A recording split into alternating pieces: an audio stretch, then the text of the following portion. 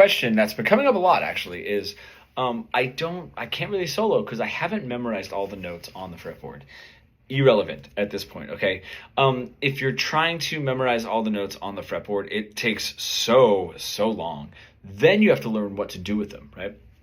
We can start a different way. We start saying like, okay, if I have my minor pentatonic, right, and I know my flat threes build some tension, my root note resolves it, right? I'm starting to create a little bit of musical language in that.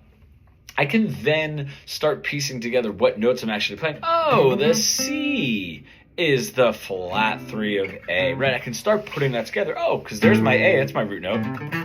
It's my A, that's my other root note. There's the A, that's my other root note. Or like if maybe I'm going to play it in C minor. This is my C. Now the scale is going to move the same way, right? Root note, another C, root note, another C. I can still create the same music though, if I don't know where all of those notes are.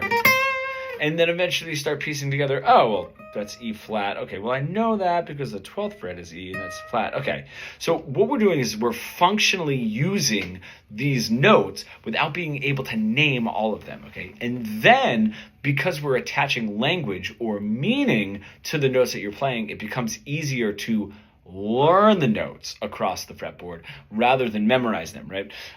If you are trying to, and if you're already sort of like on your way, I think a much better thing to do is to sort of find, the way that I would always do it is find every single A, on the fretboard, and then from there expand and find every A and B, right? A and B, A and B. Then you find all the A's, right? All the A's and B's. Then go down and find the G's, A's, and B's. Now the G sharps, right, the B flats are going to be there, right? And then you just extend all the way until now you found every single note. That creates some level of understanding across the fretboard and doesn't just do like E, F, F sharp, G, G sharp, A, B flat, B, C. You know what I mean? Like there's way too much information in just that part, let alone the whole fretboard. But attaching music. Now, if you know, all right, I can figure out where my A's are, and then you're starting to open up the neck like we do in the chorus,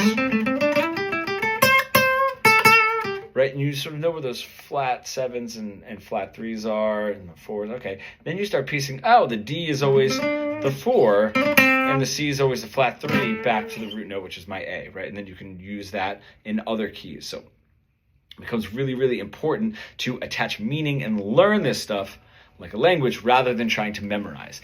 If you are an intermediate guitar player in that plateau and you want to break through, bridge the gap between your creative ideas and what you were able to play, comment pro below and we can get started.